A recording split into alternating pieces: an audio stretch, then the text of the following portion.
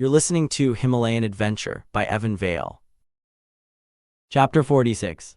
Several weeks later, somewhere in the Himalayas, far away from Shangri-La and the now infamous events at the Tribhuvan airport, Mohawk and Maine trekked along a narrow stone path that led to a remote Buddhist monastery. On their backs they carried rucksacks that they had purchased using the last of their money, containing what they needed to survive in the mountains. Their clothes, which were torn and bloodied after the battle at the airport, had been washed and repaired with a motley collection of patches. Their faces were protected from the cold air by discolored scarves. Their boots were starting to wear holes through the soles.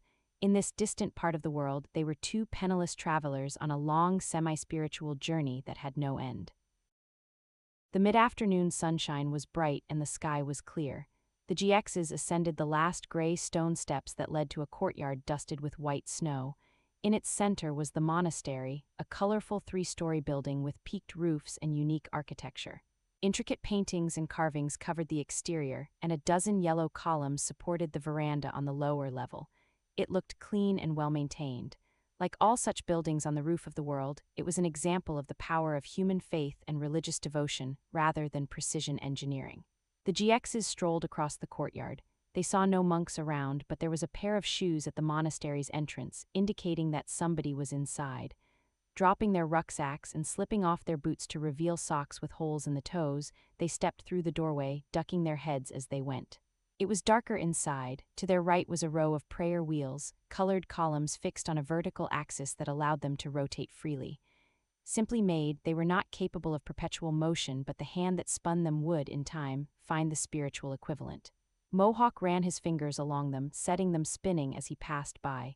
Further inside, the monastery's interior had an ethereal beauty. This was a place of spirituality and contemplation. The GXs were there for the latter, but they were open to the former as well. Candles burned, casting dancing shadows on the walls. The vaulted ceiling cut off the panoramic view of the mountains, but brought the gods closer to those below. Mohawk saw several statues which he knew, from recent visits to other monasteries in the mountains, to be representations of Buddhist divinities. As he walked towards them, a monk with a shaved head appeared, dressed in a red robe.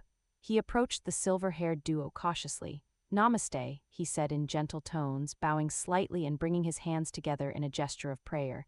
Mohawk and Maine returned the greeting. In the silence that followed, Mohawk reached into his jacket pocket, withdrew a white silk scarf, refolded it appropriately, then presented it to the monk. Maine did the same. Smiling, the monk carefully placed the scarves around the GX's necks, murmuring blessings. Wordlessly, he gestured around the monastery, inviting them to remain, then walked away. Maine watched him go, then drifted over to the statues. There were 8, representing the higher orders of the Buddhist world. Many appeared relaxed, sitting cross-legged and smiling. But the one that always caught his eye was the god with the enraged face, flaming hair, and kicking legs.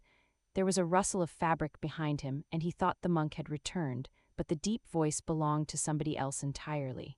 "So this is where you've both been spending your time recently," the stranger said. Mohawk and Maine glanced at each other. That voice, they thought to themselves. They spun around and stared at the individual behind them.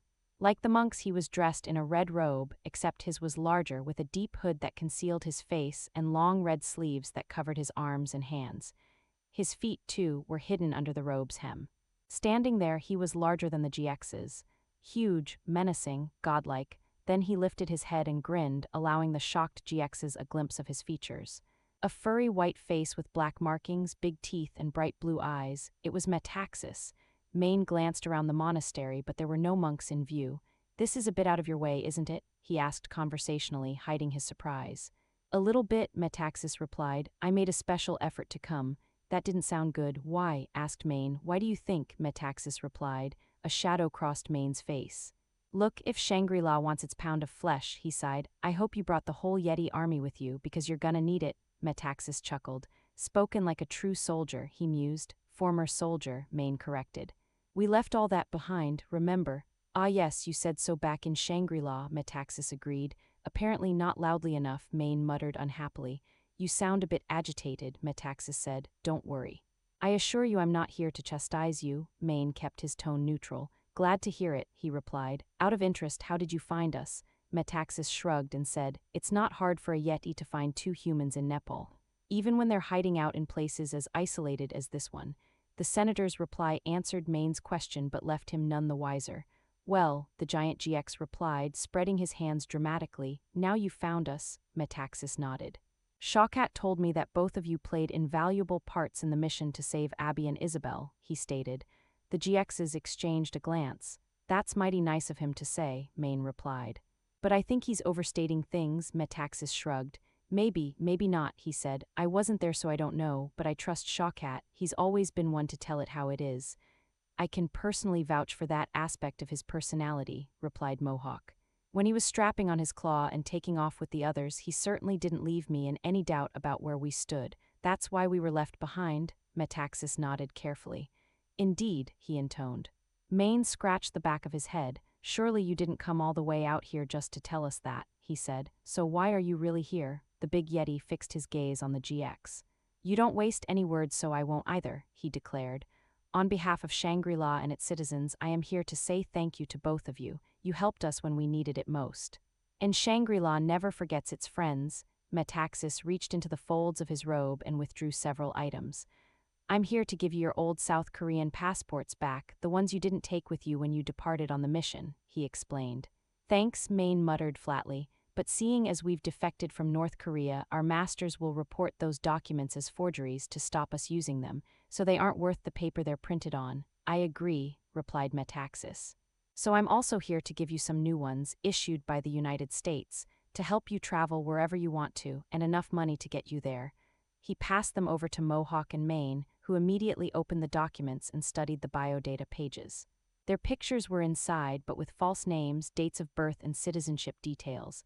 Inside the back page was a money roll containing several $1,000s. The passports are forgeries, of course, Metaxas added, but I'm told they'll pass the most stringent examination by immigration authorities anywhere in the world. Mohawk and Maine looked up in genuine surprise. Thank you, they murmured. My pleasure, Metaxas replied, then paused. You both know a lot about Shangri-La. We trust that you will take our secret to your graves. The GXs nodded. Yes. You have our word about that, they said in unison. That's good enough for me, Metaxas declared and turned to leave.